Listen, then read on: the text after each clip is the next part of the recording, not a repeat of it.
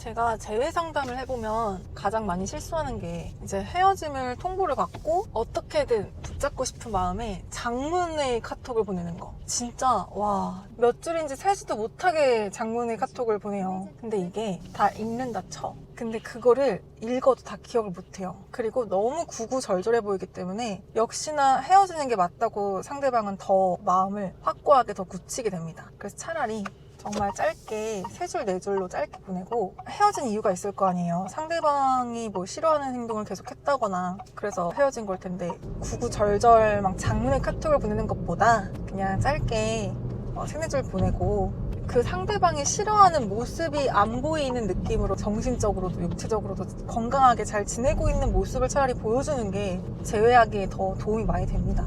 그리고 이제 재회에는 중요한 게 상대방이 정말 너무나 싫어하는 거를 얼마나 했는지, 그리고 상대방이 어느 정도로 이제 싫어하는 선을 넘었는지, 그거에 따라서 재회가 가능하고 쉬워지고 어려워지고가 판가름이 나는데, 일단 특히 도덕적인 선을 넘은 거는 사실 재회가 굉장히 어려워요. 또 재회가 좀 어려운 경우 중에 하나가 대화가 전혀 통하지 않는 그런 부분들일 때도 사실 재회가 좀 쉽지는 않죠. 그리고 그냥 상대방이 나를 진지하게 진심으로 사귀지 않았어, 근데 헤어짐을 통보했어. 그러면 이거는 정말 재회가 힘들고요. 진심으로 사귀었어, 그러면 재회가 그래도 기간에 따라서 가능해지는 부분들이 있어요. 그리고 여자가 이별을 통보한 경우, 진심으로 사랑했는데 남자한테 이별을 통보했어, 이 경우는 그래도 재회가 좀 더 쉬워요. 근데 반대의 경우, 남자도 뭐 진심으로 사랑하긴 했지만 남자가 여자한테 이별을 통보했어요. 이 경우는 재회가 사실 더 어려워요.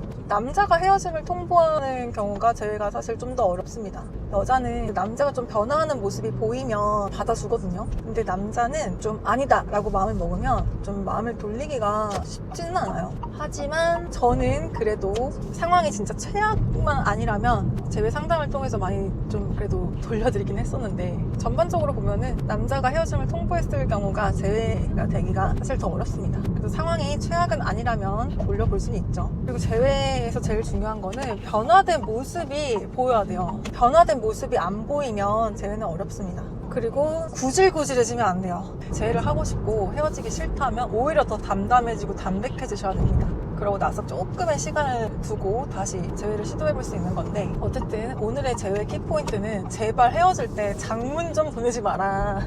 저번에 재회 상담할 때 상담하시는 분, 그 내담자분이 연애 상담을 잘못한 거예요. 아니, 연애 상담을 여자분이셨는데 그분 나름대로 똑부러지는 지인이어서 상담을 했나봐요. 근데 그 지인도 똑부러지긴 하지만 연애는 너무 못하는 분이었던 거예요. 저한테 이제 최종적으로 상담이 왔는데, 와, 이게 어마무시한 장문도 처음 봤었는데 어마무시한 장문을 보내가지고, 와, 이거 어떻게 해야 되지? 할 정도로 장문을 심각하게 길게 거의 뭐 책을 쓰셨어요. 재회가 힘들다고 생각을 했는데 제가 다시 수습을 해서 기적적으로 재회가 또 되긴 했거든요. 근데 결국에는 그래요. 재회는 굳이 할 필요가 있나 싶습니다. 재회하셔도요, 대부분 다시 헤어져요. 이게 왜냐면요, 인연의 끈이 사실 끊긴 거거든요. 헤어짐을 통보하는 것 자체가 여러분 뭐예요? 너 평생 안 봐도 돼, 너 다른 이성 만나서 잘 살아도 나 괜찮아, 이거거든요. 마음 정리가 힘드니까 재회를 하시는 거잖아요. 근데 결국에는 다시 또 헤어지게 되어 있습니다.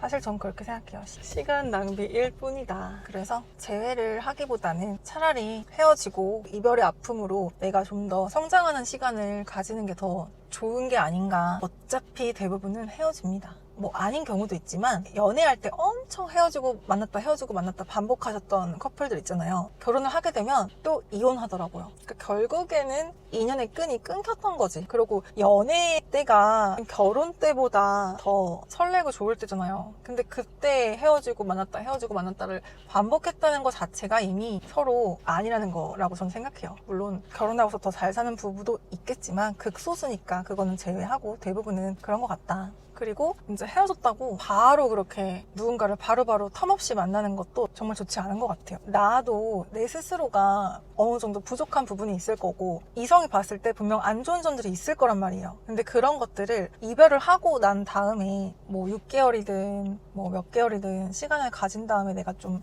부족한 나를 보완할 건 보완하고 성장할 건 좀 성장하고 하는 시간을 가지고서 새로운 사람을 만나야 그 사람과 더 잘 연애를 할 수 있다고 생각을 하거든요. 대부분 그냥 텀없이 만나게 되면 똑같은 비슷한 이유로 또 헤어지게 돼요. 그래서 이별을 하셨으면 기간을 가지시고 재정비하는 시간을 가지셨으면 좋겠습니다. 헤어지게 된 이유가 상대 탓이어도 내가 이번 연애에서 내가 잘했던 거, 내가 못했던 거 분명히 있거든요. 상대 잘못으로 헤어지게 됐더라도. 그러니까 그런 거를 잘 보시고 좀 재정비 시간을 가지신 다음에 내가 좀 더 내가 성숙해지고 준비가 된 것 같다. 그럴 때 연애를 시작하면 좀 더 성숙한 사랑을 또 하실 수 있을 거예요. 그래서 저희는 비추지만 또 원하시면 최대한으로 도움을 드리고 있습니다. 그러니까 내가 진짜 너무 힘들어서 미치겠어 하시는 분들은 혼자 고민하지 마시고 상담도 한번 받아보시고 최대한 좋은 방법으로 해보시는 걸 추천드립니다.